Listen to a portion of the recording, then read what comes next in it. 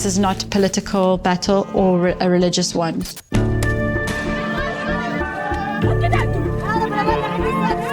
It is racial. It's an acute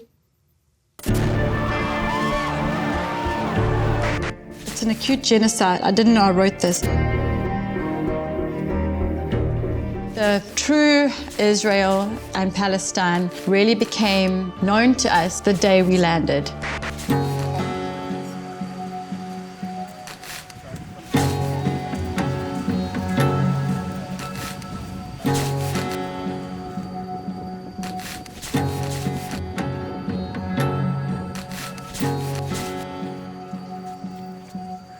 I actually wrote about my time in Palestine. I wrote that it was a genocide.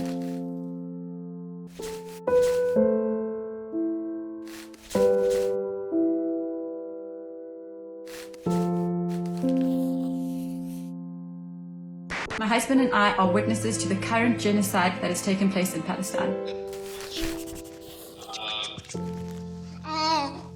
Yeah.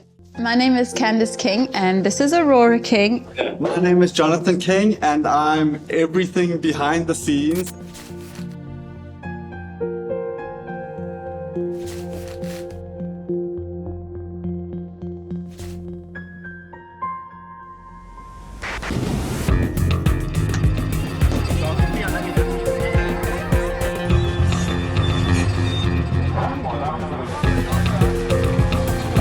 We invaded Palestine 76 years ago. There are protests every single day in support of Palestine, and Israel are still allowed to do what they are doing. President Joe Biden, hi, we have a message for you. You can't tell me that the majority of the world is getting this wrong. Billions and billions of people support Palestine. Don't for a second think that your voice doesn't matter.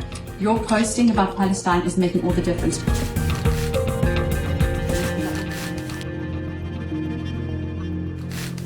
October the 7th happened, and everyone just started to speak about Palestine. And I had a friend constantly messaging me, and she was like, you've got to say something. Why aren't you talking about this yet? You've been there, you have a platform, you should share more. There is a genocide, and trying to deny it is... I'm going to show you the reason why I can't go back to just posting regular travel, lifestyle, me-centric content.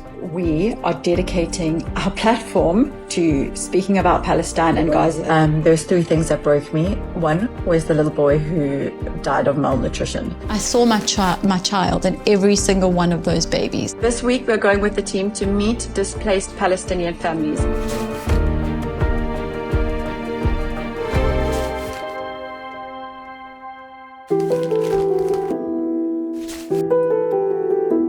We went to Israel because it was always a dream. Westerners are often brought up believing that this is the promised land. Well, as a Christian, that's also why I really, really wanted to go. The moment we landed, the truth behind the whole conflict made itself known to us. It was a lot of persistent, consistent events, time and time and time again, that made us go like, whoa, hang on a second, like what is happening?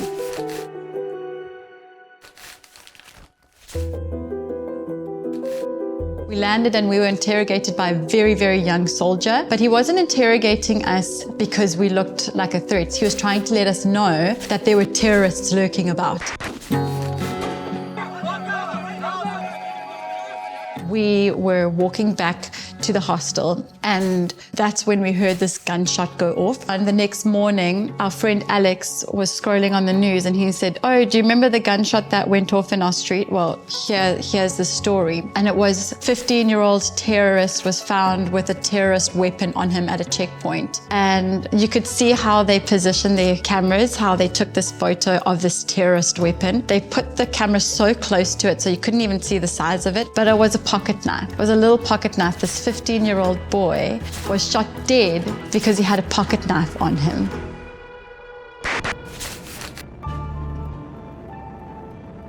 We went into West Bank and it was exactly the same thing, this massive wall. And mark my words, that is going to become one of the biggest concentration camps if we don't stop what's going on.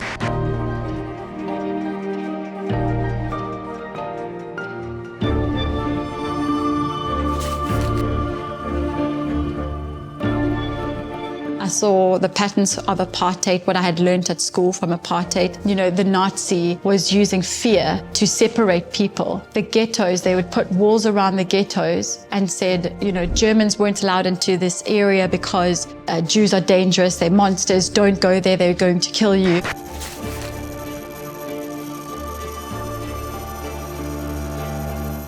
We go through the checkpoints, the gates, the wall, the military. The presence was so thick, the military presence.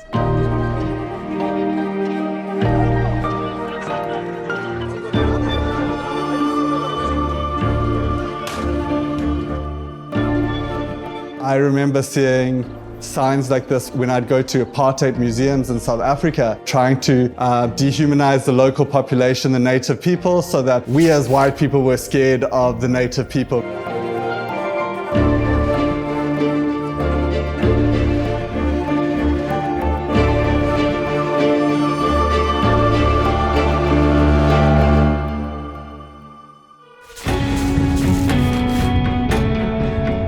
Jonty bought a Palestinian scarf. I've actually got it here. Jonty, do you want to bring it? So Jonty bought this kafir. The man who sold it to us told us that this is a fishing net and it represents unity and like equality with people. And that's, you know, the heart behind Palestine. And when we went into, you know, by the Wailing Wall, the kafir was confiscated. And that was like another moment, like, hang on, this isn't a religious item. This is to represent a people group. So why can't we bring, you know, a piece of material that represents a people group?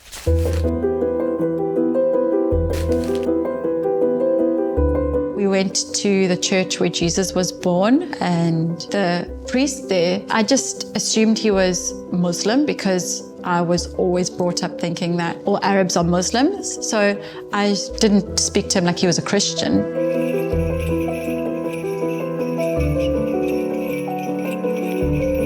And he's like, I'm Christian, like this. And I'm, what? But you're Arab. He said, yes, but I'm Christian. It's debunked itself because there's so many people were made to believe so long that Palestinians were Muslims, and the hype word at the moment is globally is if you want to instill fear into a country, you mention Islam and you mention Muslim to the Western world and they step back. This is not a religious war at all. This is racist, this is ethnic cleansing. Everything that I have learned about Israel and Palestine is not true. It was like a reflection, and questioning. So it was constant reflection. As Christians, we always wanted to go to Israel, and we did. Being there, we realized that most of what we are taught about the region is untrue. I am writing a book about our time in Israel and how we went from Islamophobia to helping families in Gaza. As a travel creator, we have a moral obligation to share the full truth, not just the highlights, to share what we are truly learning. And if we aren't doing that, then we're not doing our job. I've had people tell me they're not going to join group trips.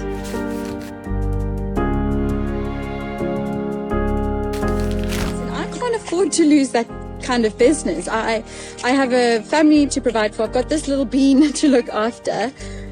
But you see, when you have a large online platform, you also have social responsibility.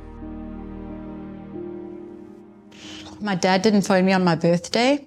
That sucked because he's never not phoned me on my birthday. In fact, I haven't had a phone call from my parents in over 2 months. So.